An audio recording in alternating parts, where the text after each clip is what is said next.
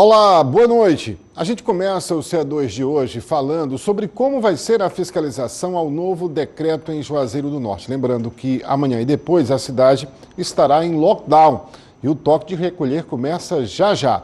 Edson Freitas, ao vivo, tem as informações. Olá, Edson. Boa noite. É com você. Oi, Paulo, boa noite para você, boa noite a todos que estão nos acompanhando. Nossa equipe está aqui no bairro Novo Juazeiro. A Vigilância Sanitária, juntamente com a Secretaria do Meio Ambiente e outros órgãos de segurança, como, por exemplo, a Guarda Municipal e Polícia Militar, já estão fazendo um trabalho de fiscalização em toda a cidade. Agora, eles pararam aqui no bairro Novo Juazeiro. Nós vamos conversar com o Silvando, ele que é diretor de serviços públicos da Semasp, aqui em Juazeiro do Norte. Primeiramente, boa noite. Está tendo muito trabalho para as pessoas entenderem esse novo decreto de Juazeiro do Norte? Tá sim, boa noite. Né? Tá sim, porque a gente passa, tem muita reincidência. A gente chega no bar, no restaurante, fala os horários e no outro dia o pessoal está abrindo novamente. A gente lembra que a partir de hoje tem o toque de recolher. Às 8 horas da noite já não pode ninguém estar na rua, vocês já começam a orientar as pessoas em relação a isso e está tendo muita resistência por parte da população em relação a obedecer esse novo decreto, esse limite? A população em si já não, é mais os donos de restaurante. A gente está passando em praças e conversando com o pessoal e eles estão aceitando, eles estão aplaudindo o trabalho da gente porque eles estão entendendo que é preciso. Porque tá aí, o coronavírus está matando, então a gente precisa se recolher. E esse trabalho de fiscalização que vocês estão fazendo não vai ser apenas hoje, durante todo o final de semana, porque tem o lockdown aí, tem que fiscalizar, porque final de semana serviços que não são considerados essenciais não podem funcionar de jeito nenhum. Exatamente, e aí a gente vai ficar trabalhando 24 horas. A Maju, a Secretaria de Meio Ambiente, a Polícia Militar, a Guarda Municipal, o Demutran, todo mundo em conjunto, todos agindo, cada um na sua esfera. E só lembrando para você que está aí em casa, gente, esse novo decreto tem um limite. As lojas que não são consideradas essenciais podem voltar a funcionar na segunda-feira, a partir das 10 horas da manhã até as 4 horas da tarde. O toque de recolher começa no final de semana, a partir das 8 horas da noite, não é isso? Positivo, a partir das 8 horas da noite, aí o toque de recolher.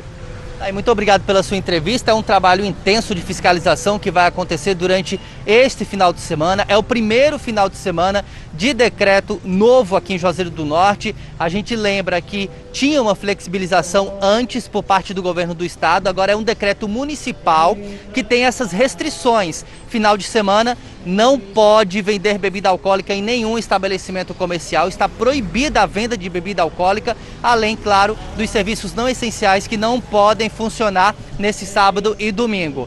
A gente preparou uma reportagem falando sobre esse novo decreto aqui de Juazeiro do Norte para você entender melhor direitinho. Acompanhe. A pandemia em Juazeiro do Norte continua intensa. Os números mostram bem isso. De acordo com a Secretaria de Saúde do município, até esta quinta-feira, 27.626 pessoas já se infectaram, 541 morreram. O índice de ocupação dos leitos de UTI é de 89,76%, de acordo com o IntegraSUS. Só os serviços considerados essenciais vão ter a permissão para funcionar. A venda de bebidas alcoólicas está proibida.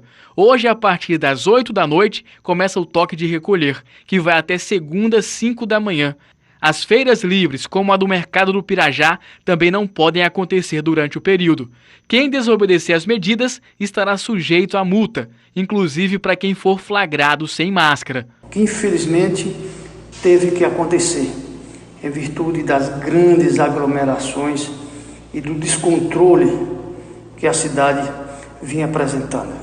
Pedimos a você que tem afetividade por sua família, que ajude os órgãos de fiscalização no sentido de dissuadir esse vírus, que tem como principal prerrogativa a contaminação através do contato. A gente precisa se unir a fim de combater essa terrível doença. De nada adiantará a implementação dessas medidas se não houver a adesão da população. Em outros centros em que foram adotadas medidas restritivas mais duras, como o próprio lockdown, Se não houver a participação da população, nós não vamos vencer essa guerra. A decisão da Prefeitura de Juazeiro do Norte de, a partir de amanhã, só liberar os serviços considerados essenciais aos sábados e domingos, até que o decreto esteja em vigor, dividiu as opiniões por aqui. A gente é a favor, porque tem muitos pessoal que não respeita, né? Tem muitos que não respeitam e outros que querem respeitar e não pode. Mas a gente é a favor. Se fechar, fecha tudo. Ou tudo ou nada. Acho que eles poderiam só reduzir o horário da gente e não fechar tudo por completo. Porque assim, não tem aglomeração nas lojas. Você pode ver, um cliente chega, já compra, já logo sai. E também nem fica em cima da gente, nem nada. A gente mantém a distância e usa o álcool em gel. Para a Dona Maria, o lockdown poderia ter sido evitado, caso a população tivesse mais consciência. Cada pessoa entendesse a gravidade que é a doença, nem precisava lockdown. Era todo mundo se respeitar, que a gente não vê as pessoas fazer isso, não estão ligando. A hora é de paciência, para que esse momento tão complicado passe. É isso aí. Agora a gente tenta ajudar uma família a encontrar uma pessoa desaparecida. É um jovem de 25 anos. Marcelo Gonçalves dos Santos é da cidade do Crato. Estava morando em São Paulo e, segundo familiares, estava de volta ao Cariri. No meio do caminho, ele teria passado mal dentro de um ônibus, pediu para descer e não retornou ao transporte. Isso aconteceu na terça-feira e até hoje Marcelo não chegou em casa. Ainda de acordo com familiares, na quarta-feira ele teria enviado uma mensagem de WhatsApp com a localização. Estaria no município de Santa Cruz, no estado pernambucano. Então, se você encontrá-lo por aí, por favor, entre em contato com a nossa redação pelo telefone 3572-4204. A gente te põe em contato com a família. A polícia ainda procura 3 homens suspeitos de participar do furto das chuteiras do ex-jogador Jardel em Fortaleza. Hoje ele teve os troféus devolvidos e agradeceu a rapidez das investigações. Jardel esteve na delegacia de roubos e furtos no início da manhã para procedimentos administrativos. Por volta de 11h30, foi à sede da Secretaria da Segurança Pública receber de volta os troféus furtados da casa dele na madrugada da última quarta-feira. Emocionado, o ex-jogador agradeceu a rapidez da polícia, que recuperou as 4 chuteiras em menos de 48 horas. Como eles assaltaram rápido, a polícia foi rápida. E eu sou muito grato a toda a polícia do estado do Ceará. E lógico que me dá um alívio, por mais que tenham tirado um pedacinho da chuteira, mas o mais importante foi ter recuperado elas, eu dormi mais tranquilo. As imagens das câmeras de segurança da casa de Jardel ajudaram a polícia a identificar Danilo Moreira da Silva, de 19 anos. Ele foi preso em flagrante no Jardim das Oliveiras. Depois de confessar participação no furto, o jovem indicou a localização dos troféus, uma casa no bairro Luciano Cavalcante. Uma das chuteiras de ouro estava danificada. Eles fizeram um corte de 2 travas exatamente para poder avaliar o material. As chuteiras já estavam sendo preparadas para serem desmanchadas, tá certo? Essa chuteira estava no armário e as outras 3 estavam escondidas já nas proximidades da área de mangue. Agora as investigações continuam para localizar e prender os outros 3 homens envolvidos na ação. A polícia acredita que pelo menos um deles, o mentor do furto, já tinha entrado na casa do ex-jogador. Então conhecia os cômodos e sabia onde encontrar os troféus.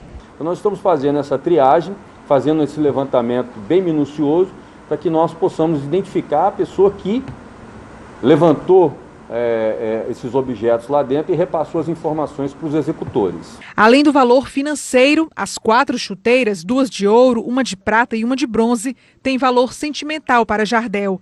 Elas foram conquistadas no período em que ele jogou na Europa. Eu tenho um convite já para uma empresa que quer dar os mármores e restaurar todos, vão mandar passagem e tudo. Então, esse carinho enorme eu só tenho que retribuir com atenção, com humildade, simplicidade, mas não se entregando totalmente, porque foi assim que essa minha bondade, essa minha humildade fizeram com que essas botas sumissem da minha casa.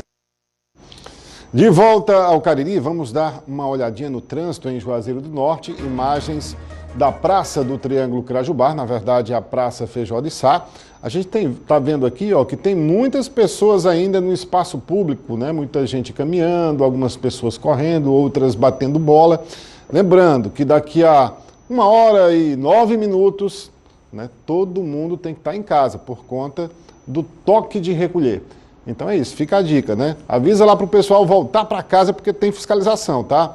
No próximo bloco, descumprimento ao decreto estadual. Continuam as aglomerações nas agências bancárias. E uma campanha incentiva o uso de máscara em condomínios de Juazeiro do Norte. A gente lembra que o equipamento protege contra o coronavírus.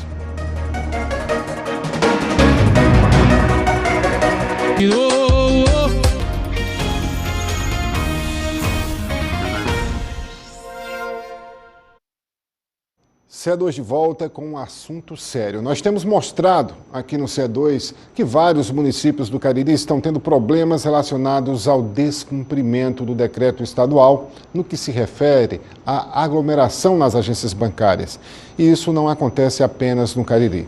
O Edson Freitas tem informações sobre uma situação que ocorreu lá em Crateús. Situação absurda, né, Edson? É com você.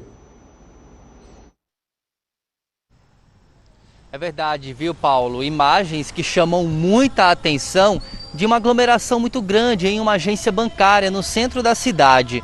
A gente, inclusive, tem essas imagens para vocês acompanharem a partir de agora. Essas imagens circularam na internet e elas chamam a atenção justamente por conta da cidade que já vinha de um lockdown. Essa foi a primeira semana de flexibilização. Amanhã, inclusive, tem autorização para os outros comércios que não são essenciais voltarem a funcionar também. Mas, através dessas imagens aí, a gente vê que fica difícil controlar o avanço da doença lá na cidade de Crateús. A gente entrou em contato com a Vigilância Sanitária, que informou que a rua do banco foi inclusive interditada para que não haja aglomeração e que tenha uma organização melhor nas filas. Porém, ele deu a justificativa de que a gente está um dia depois do feriado e que muita gente foi procurar atendimento porque ontem as agências não estavam funcionando.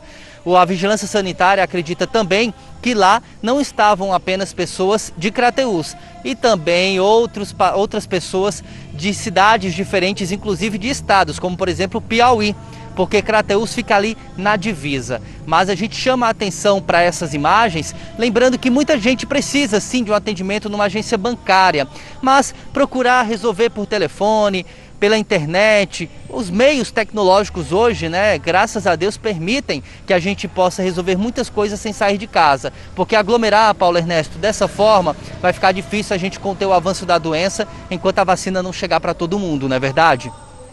É verdade, mas eu acho também que o poder público poderia ajudar um pouco mais na fiscalização. Nós, inclusive, procuramos a secretária de Saúde hoje à tarde, na verdade, desde de amanhã, e não conseguimos falar com ela. Mas é isso. Estão dadas as explicações, vamos torcer que essa situação seja minimizada. Muito obrigado pela sua participação, Edson.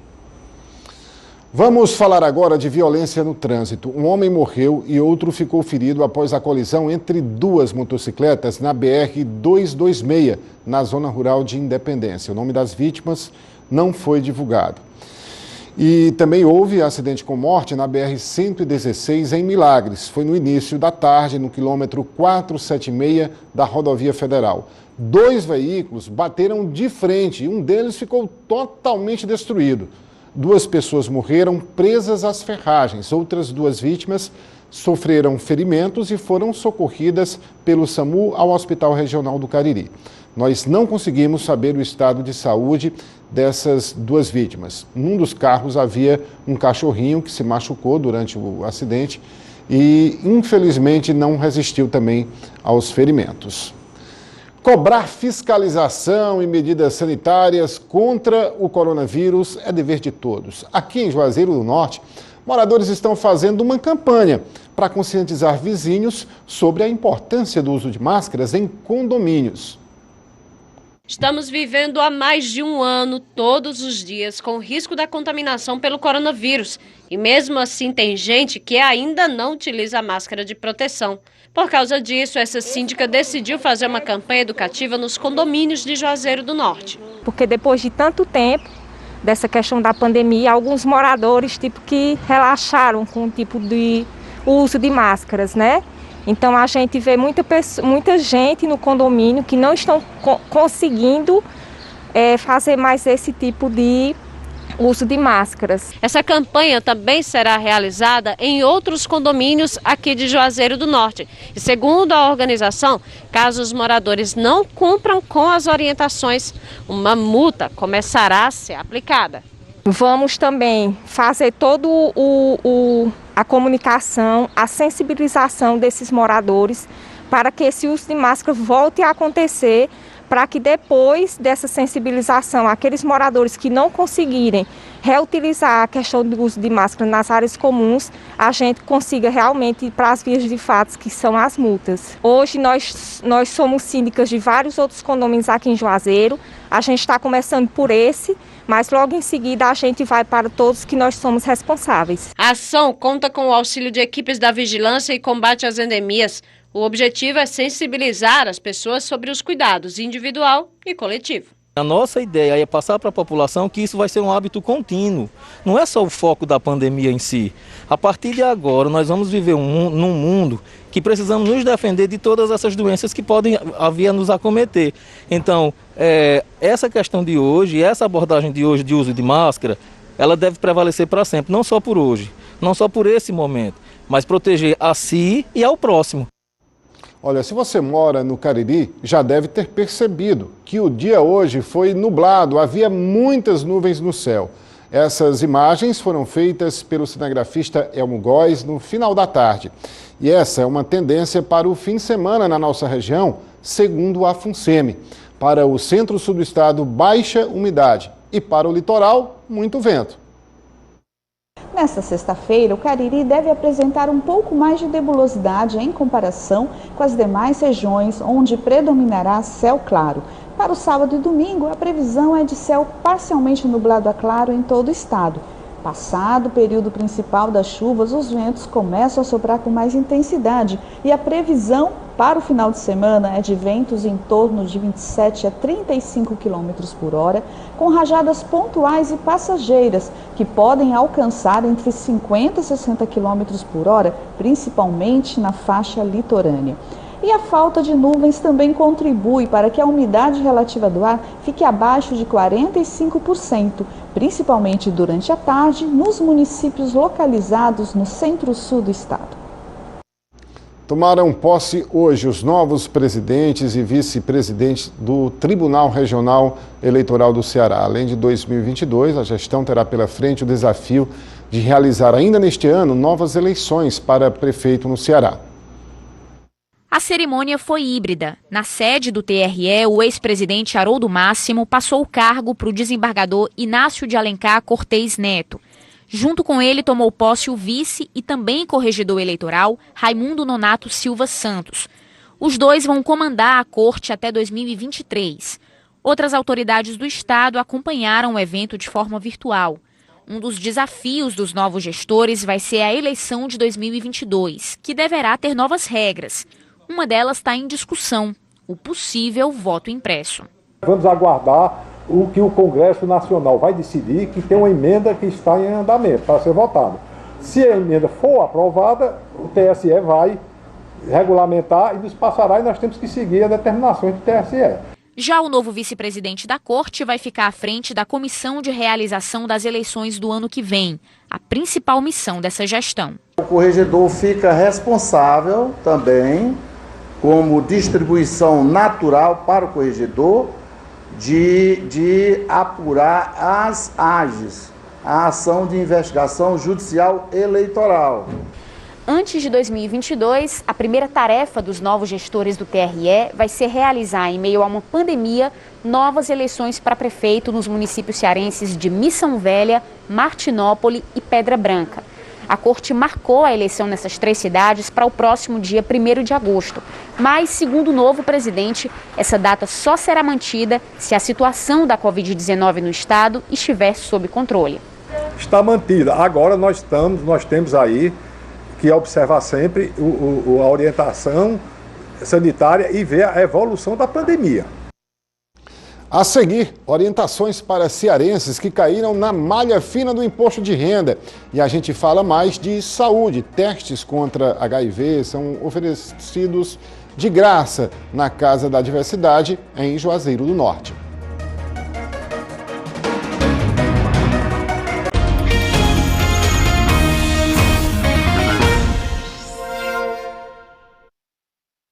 C2 de volta e a gente fala agora que mais de 31 mil cearenses caíram na malha fina este ano. O prazo para declarar já acabou e agora eles precisam correr atrás do prejuízo. Mais de 770 mil cearenses entregaram a declaração este ano. O número foi superior ao que era esperado pela Receita Federal. O prazo final foi até a última segunda-feira. Quem precisava prestar conta com o Leão e não declarou terá de pagar multa no valor mínimo de R$ 165 para conseguir regularizar a situação. O contribuinte que não declarar o imposto de renda pode ficar com o CPF irregular e isso gerar uma série de problemas. Ser impedido de fazer empréstimos, de concorrer a vagas em concursos públicos, de tirar passaporte e até mesmo obter certidão negativa para venda ou aluguel de imóveis. Mesmo com o prazo vencido, a orientação é declarar pelo site da Receita ou pelo aplicativo IRPF ou pelo software, que tem o mesmo nome. No site da Receita Federal, que já tem essa possibilidade de você consultar se a sua declaração foi processada ou não. Caso a sua declaração esteja lá não processada ou esteja com pendência, o contribuinte já pode se antecipar e consertar, retificar. Este ano, 31.425 contribuintes cearenses acabaram caindo na malha fina. Isso significa que a Receita Federal identificou inconsistências nas informações referentes aos rendimentos declarados. Foi o caso da Edneia. Fiquei super preocupada, né? E fui ver lá, fui investigar o que tinha acontecido. Realmente eu tinha deixado de apresentar a informação da minha previdência privada. Na grande maioria das vezes, os erros apontados que fizeram o contribuinte cair na malha fina são simples de resolver. Basta enviar uma declaração retificadora para a Receita Federal. Mas nem todos os casos são tão fáceis. Algumas vezes é preciso anexar documentos no site da Receita indicados pelo órgão. Caso seja aceito, acaba o processo de malha fina ali e fica tudo ok. Caso não seja aceita, a Receita glose esses documentos, será lavrado um auto onde a Receita irá cobrar o imposto suplementar e também a multa, porque quem vai para a malha fina poderá pagar até 20% do imposto devido. Olha, a gente está falando muito em pandemia, coronavírus, mas você está lembrando de se cuidar durante as relações para evitar as doenças sexualmente transmissíveis? Aqui em Juazeiro do Norte existem testes que são ofertados gratuitamente para a população. São testes de HIV, sífilis e hepatites B e C. Todos são ofertados na Casa da Diversidade, em Juazeiro do Norte, de graça. O importante lembrar também que não fica só no teste. Em casos reagentes positivos para HIV, sífilis e hepatites, são vinculadas, encaminhadas ao Serviço Especializado de HIV/AIDS do município de Juazeiro do Norte. Os exames são práticos e o resultado sai em apenas 10 minutos. Quanto mais precoce a gente detectar o vírus, melhor é para essa pessoa, melhor vai ser a qualidade de vida dela. A Organização Mundial da Saúde recomenda fazer esses testes a cada 6 meses, mas em algumas situações específicas o procedimento pode ser realizado antes. Uma relação sexual e o preservativo rompeu, então a gente já pede que faça esse teste, ou passou por algum trauma sexual, também realiza esse teste, ou algum acidente de trabalho, questão de saúde, perfuro cortantes, alguma coisa assim, contaminada. Então a gente pede também que já venha atrás desse teste e realize, certo? Mas a melhor forma de prevenir ainda continua sendo o uso do preservativo, que inclusive é distribuído de graça aqui. A população pode buscar o serviço, vir fazer seu teste rápido e além disso não levar seus insumos de prevenção, seja preservativo feminino, masculino ou gel lubrificante. Olha, é importante que todos façam. Então, a Casa da Diversidade fica na Rua do Cruzeiro.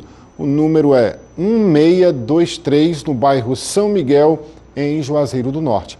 O telefone de lá é o 88-2131-3118. Deixa eu repetir, 2131-3118. O C2 vai ficando por aqui, uma boa noite e até amanhã.